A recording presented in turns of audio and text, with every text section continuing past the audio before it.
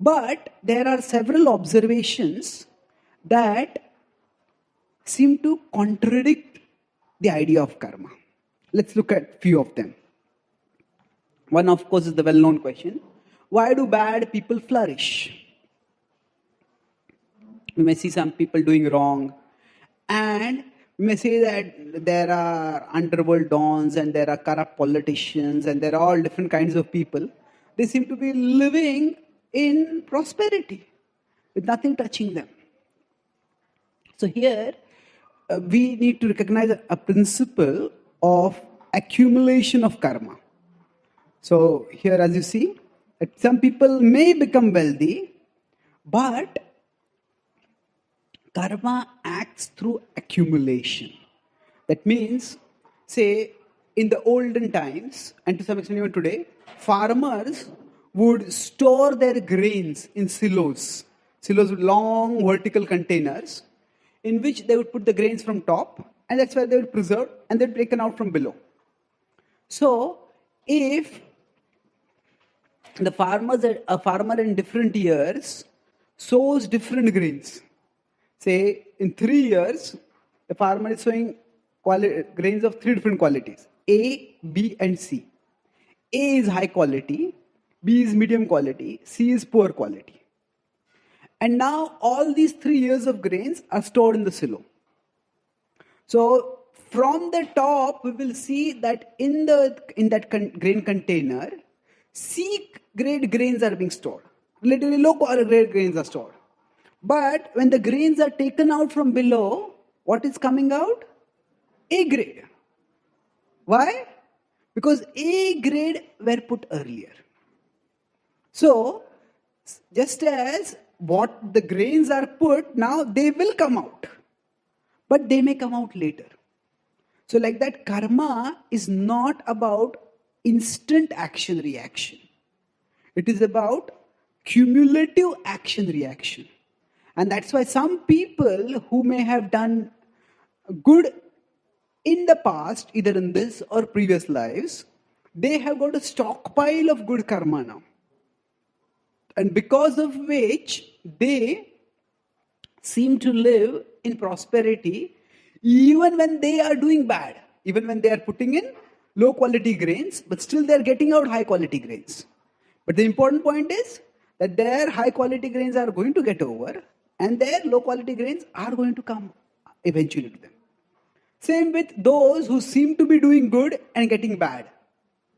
It's like they may have put in bad quality grains in the past, but if they're putting in good quality grains, those good quality grains will also come out.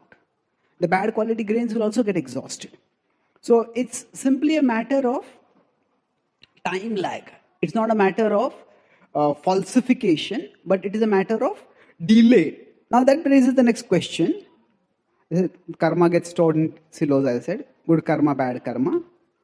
So now, this brings obviously the next question. Now, why do we suffer now for the actions of previous lives?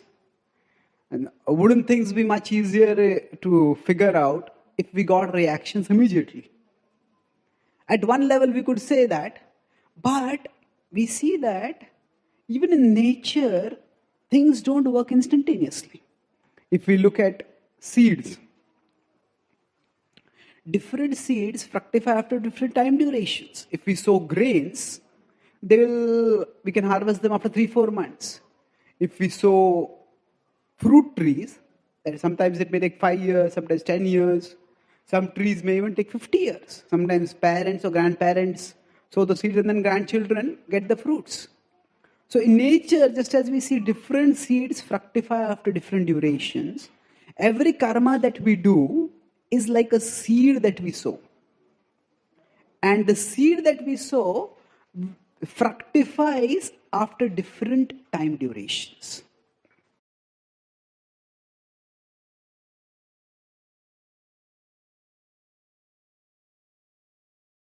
So that's why sometimes a person may sow a seed in a previous life and get reaction in this life. Or a person may sow a seed in this life and get reaction in next life. And this delayed reaction is not just a matter of philosophical belief. It's also a matter of, say, medical observation. As I said, if a child puts a hand in fire, the reaction comes immediately. But if, say, on a cold winter night, somebody eats 10 ice creams, then at that time the person may feel I'm enjoying, but the next morning, I'll be screaming. So what has happened? There the reaction has come after 6 months, after 6 hours, 6, 7 hours. Or suppose somebody calls the doctor early morning and says, Doctor, I got a stomach upset. Probably the first question the doctor will ask is, what did you eat last night? So what it means is that when we ate, the reaction doesn't come immediately. It may come after 6 hours, 8 hours. Or say, a young person, a middle-aged person, say they are 35, 40, goes to a doctor and a chest specialist. And the doctor says, you got lung cancer. Doctor will ask, at what age did you start smoking? And he says, I started at the age of 17. There the reaction came after 20 years. So even in day-to-day life we see, not just in terms of seeds in nature, but even in terms of our own actions, in terms of how the reactions appear in the body, different actions produce reactions after different time durations. The same principle now, karma, extends it to not just a few years, but to be before this life and beyond this life. Now, that further may raise the question, why such extension? Now, why couldn't even if the reactions are delayed, why can't the delayed reactions come within the same lifetime? So there is a story in the associated with the Mahabharata, which provides the answer to this. So, in the Mahabharata, most of you are aware of the basic storyline of the Mahabharata? Okay. So, in the Mahabharata, Dhritarashtra is like the passive villain, and Duryodhana is the active villain. So, Duryodhana is evil, and Dhritarashtra sanctions his evil. And Dhritarashtra has 100 sons who are the Kauravas, and they are killed in the climactic battle at Kurukshetra. So, after that battle, when Krishna meets Dhritarashtra, at that time Dhritarashtra asks, I had 100 sons and all of them were killed. Why couldn't even one son have been spared? Why did all of them have to die? So Krishna told him that 50 lifetimes ago, you were a hunter. And as a hunter, you went to hunt some birds. But the birds escaped. And in a fit of rage, you saw that there were birdlets, were nests. And there were 100 birdlets. And you slaughtered all of them.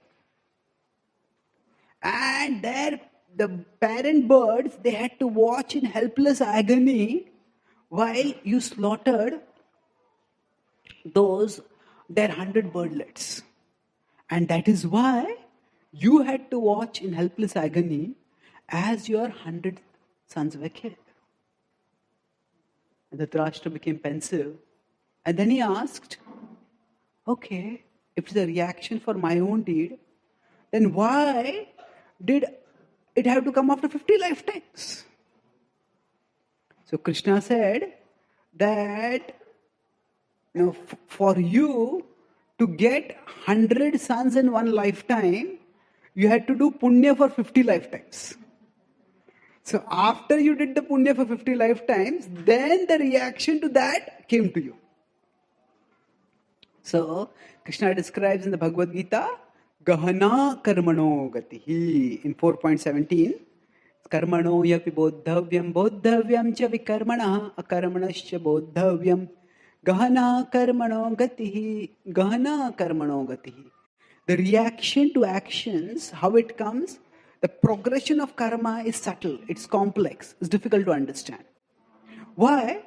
Because when we talk in terms of reactions, we should we should a very simplistic understanding that this action will produce this reaction. Because the purpose of karma is not punishment. It is rectification. It is to prompt us towards making healthy choices. Rectification. That means sometimes one action may be so bad that its reaction may come as multiple problems over a long period. Or sometimes one reaction might be a reaction for multiple actions. So although every action will produce a reaction, but the way the reaction will manifest can vary from person to person and situation to situation. That's why the important point when it comes to karma is not the specific causes, but the general principle. If we try to go into specific causes, it is like, suppose somebody gets malaria and the patient, instead of taking malaria treatment, tells the doctor, first I want to find out the mosquito which bit me. That's impossible. Okay, we understand the cause. Generically, okay, mosquito bite is there. In the future, I'll take care that I will not, I'll make sure that I don't get bitten by mosquitoes. I'll use nets or whatever. But now I have to take treatment. So finding specific causes is difficult. But if we understand a general principle, that can help us to make healthier choices. So with respect to karma, as I said, karma, there are certain doubts, and if you have certain further questions, we can discuss. But the important logic of karma and the main doubts about karma I have discussed. Now I'll briefly talk about reincarnation. Before we go to reincarnation, what is this?